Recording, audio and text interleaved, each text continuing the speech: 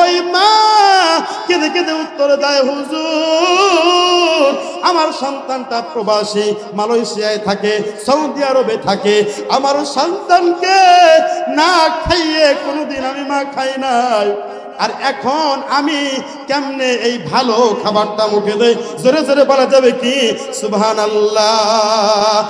এখানে যারা যারা আসছেন, কার কার মা নাই দেখি দুইটা হাত উপরে দিক তোলেন তো। মা নাই কার কার? মা। আল্লাহ পাক রব্বুল আলামিন আপনাদের মার কবরগুলোকে জান্নাতের বাগান বানায় দিক। হাত নামান। বাবা নেই কার কার? বাবা হাত তোলেন তো। আমারও বাবা নেই। আল্লাহ পাক রব্বুল আলামিন সকলের বাবার কবরটাকে জান্নাতের বাগান বানায় দিক। সকলে বলে আমিন। যেহেতু আব্বা আম্মার কথা চলে আসলো, আমার ভাইরা, আমার বন্ধুগণ, এই দুনিয়ার মধ্যে দেখা যায় একজন সন্তানকে তার আব্বা এবং মা নিজের সব দিকু দিয়ে উজাড় করে সন্তানকে ভালোবেসে মহব্বত করে বড় করে। কথা বলেন ঠিক কিনা? অথচ দেখা যায় সেই সন্তান বড় হওয়ার পরে বাবাকে ভুলে যায়, মাকে ভুলে যায়। এরকম সন্তান দুনিয়াতে আছে কি নাই? কথা বলেন আছে কি নাই? এরকম সমাজের মধ্যে বহুত সন্তান আছে। অথচ ওই বাবা, ও যুবক ভাই, ওই বাবা তোমার জন্য ঈদের সময় নতুন পোশাক নিজে না কিনে তোমার বাবা তোমায় নতুন পোশাক পরাইছে। কথা বলেন ঠিক কিনা? ওই মা নিজে না খেয়ে তুমি সন্তানকে বড় করেছি। কথা বলেন ঠিক কিনা? এই জন্য ওই আব্বা এবং মাকে কখনো আমরা কষ্ট দিব? পদ্মা অঞ্চলে যে সমস্ত মা বোনরা আছেন, বিবাহের পরে শ্বশুর বাড়িতে গিয়ে আপনারা আপনাদের শাশুড়িদেরকে মায়ের চোখে দেখবেন, কখনো শাশুড়ির চোখে দেখবেন না। কথা বলেন ঠিক কিনা? কথা বলেন ঠিক কিনা? শাশুড়ির চোখে দেখলে আপনার কাছে মনে হবে পর পর, কিন্তু যখন আপনি মনে করবেন যে এটা আমার মা, তখন আপনার ভক্তি, মহব্বত, শ্রদ্ধা অনেক বেড়ে যাবে। কথা বলেন ঠিক কিনা?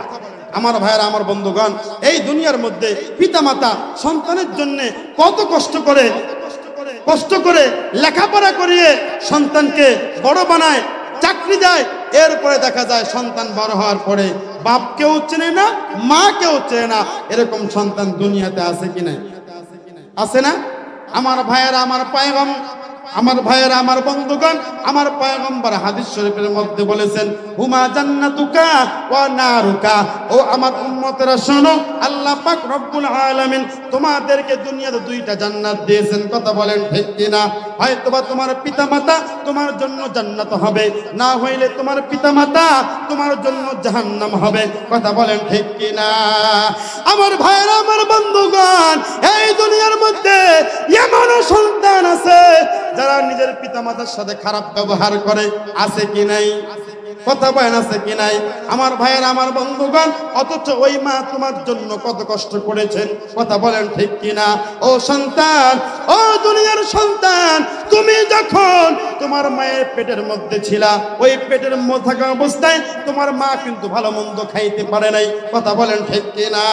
তোমার মা দুনিয়াতে তুমি যখন গর্ভের মধ্যে ছিলা, শুধু গর্ভের মধ্যে নয়, তুমি যখন দুনিয়াতে ভূমিষ্ঠ হয়েছো, ওই মুহূর্তের মধ্যেও তোমার মা তোমার জন্য কিন্তু ভালো কিছু খাইতে পারে নাই। কথা বলেন ঠিক কিনা? তুমি সন্তান যখন বিদেশ ছিলা, তোমার মা তোমার জন্য ভালো মন্দ কোনো কিছু খায় নাই। কেন খায় নাই? অনেক মা এখন পর্যন্ত আমাদেরকে বলে, অনেক বাড়িতে দাওয়াত খাইতে গেলে বলে, যখন জিজ্ঞাসা করি, মা আপনি কি এই খাবারটা খাইছেন, আপনি আমাদেরকে খাওয়াচ্ছেন, ওই মা কেঁদে কেঁদে উত্তর দেয়, হুজুর আমার সন্তানটা প্রবাসী, মালয়েশিয়ায় থাকে, সৌদি আরবে থাকে। আমার সন্তানকে না খাইয়ে কোনোদিন আমি মা খাই নাই, আর এখন আমি কেমনে এই ভালো খাবারটা মুখে দেই? জোরে জোরে বলা যাবে কি সুবহানাল্লাহ। আমার ভাইয়েরা, আমার বন্ধুগণ, বাদ দিলাম ওই দিকের কথা, আমি আমার নিজের কথা বলি। যখন আমি ঢাকায় লেখাপড়া করতাম, আমার মা আমের সিজন আসলে আমগুলোকে সুন্দর করে যত্ন করে বাক্সের মধ্যে রাখতো। আমার ভাইয়েরা, আমার বন্ধুগণ, ওই আমগুলো বাক্সের মধ্যে রাখার পর আম যদি বাক্সের ভিতরে রাখে, আপনারা বলেন তো ওই আমগুলো কয়দিন যায়? 5 দিন 10 দিন 1 মাস পরে ওই আমগুলো পেকে নষ্ট হয়ে যায়। কথা বলেন ঠিক কিনা? বাবা যখন আমার মাকে জিজ্ঞাসা করতো, ও শামিমাল মিসবার মা, তুমি কেন এই আমগুলো খাও না, আমগুলো কেন এইগুলো রেখে দিয়েছো? আমার মা জবাব দিত, আমার সন্তান জানি না খাইছে কি খায় নাই, আমি কেমনে আমগুলো খাই। কথা বলেন ঠিক কিনা? শুধু আমার মা নয়, এখানে যারা যারা আছেন সবার মার একই অবস্থা। কথা বলেন ঠিক কিনা? ওই মা কিন্তু আমাদেরকে ভালো খাবার না খাইয়ে নিজে খায় না। কথা বলেন ঠিক কিনা? মায়ের এক ধার দুধের দাম কাটিয়া গায়ের চাম, পাপস বানাইলেও ঋণের শোধ হবে না, এমন দরদি ভাবে কেউ হবে না আমার মা গো। ঠিক কিনা? মায়ের এক ধার দুধের দাম কাটিয়া গায়ের চাম, পাপস বানাইলেও ঋণের শোধ হবে না, এমন দরদি ভাবে কেউ হবে না আমার মা